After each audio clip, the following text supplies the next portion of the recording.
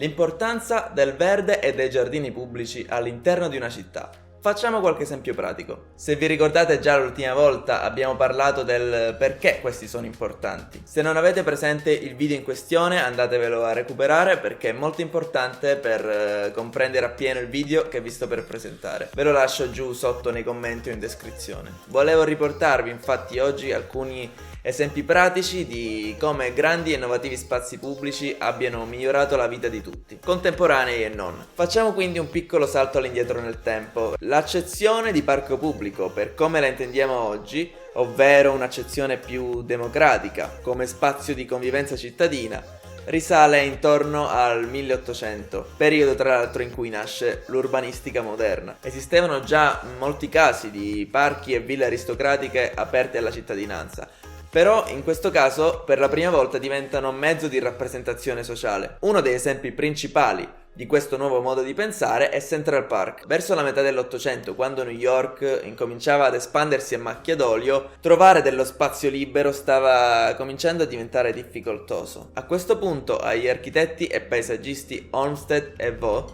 venne un'idea, quella di riqualificare e bonificare un'area paludosa al centro di Manhattan per ricavarne un grandioso parco. In quel momento Central Park cambiò per sempre la vita dei newyorkesi, un po' per gli stessi motivi di cui abbiamo parlato nel video precedente, ovvero in primis migliorò la qualità ambientale, ma non solo, diede una nuova identità alla città di New York e soprattutto diventò il punto principale di aggregazione sociale, un luogo dove poter leggere, riposare, avere relazioni sociali, e di parchi simili se ne fecero moltissimi all'epoca. Basti pensare alla riforma di Hyde Park a Londra, che già esisteva ma che in quel momento storico venne aperto agli incontri sociali. Con il passare del tempo, entrando nel XX secolo, ovviamente il modo di pensare e di progettare questi spazi verdi è cambiato. Al contrario di quello che si può pensare, questo modo di progettare non è andato sempre accrescendosi, anzi ci sono stati dei momenti storici, in particolare verso la metà del XX secolo, in cui tutto questo è venuto meno. Prendete per esempio la speculazione edilizia degli anni 60-70 italiana. Quindi negli anni successivi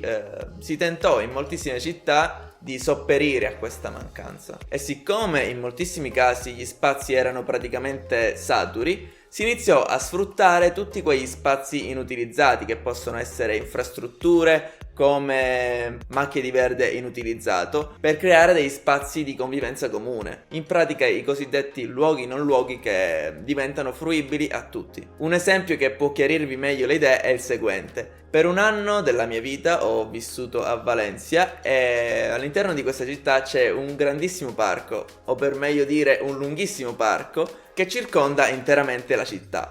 Questo parco si chiama Turia. Vi racconto brevemente la sua storia perché credo sia esemplare della pianificazione paesaggistica contemporanea. Una volta lungo la città di Valencia passava un fiume, per l'appunto il Turia. Col passare del tempo però le continue alluvioni che tormentavano la città iniziarono a causare dei problemi, in particolar modo nel 1957, dopo l'ennesimo alluvione che in questo caso causò addirittura dei morti.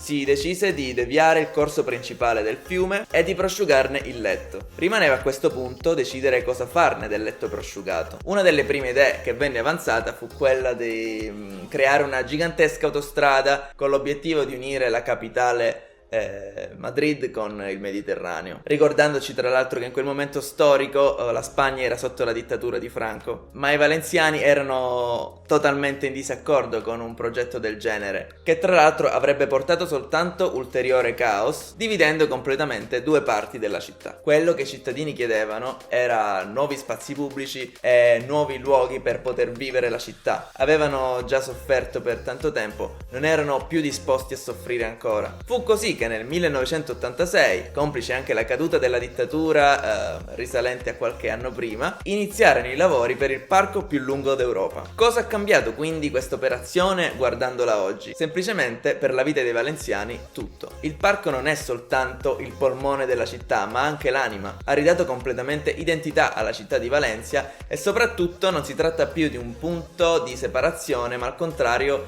di un punto di unione e di incontro per i cittadini, per non parlare poi dell'effetto che ha avuto sull'economia della città. Non è un taglio di cesura, ma bensì un'arteria vitale. Tra l'altro oggi la città delle scienze e delle arti, che si trova all'interno del parco, è il luogo più visitato di Valencia. E parliamo di qualcosa che negli anni 60 non era neanche lontanamente pensabile. Di casi simili a quello di Valencia ce ne sono tantissimi altri, basti pensare all'High Line di New York. In questo caso parliamo di una ex infrastruttura ferroviaria che è stata completamente riqualificata per un nuovo scopo, ovvero quella di creare un grandissimo spazio pubblico per i cittadini di New York. Questo pezzo di ferrovia anche in questo caso doveva essere distrutto. I cittadini però si opposero e ne venne fuori un importantissimo parco urbano per New York che ormai è quasi alla pari di Central Park. Come vedete, quindi, attraverso il riutilizzo e la riqualificazione è possibile far rinascere le città. Continuiamo sempre a creare punti di contatto e non di divisione.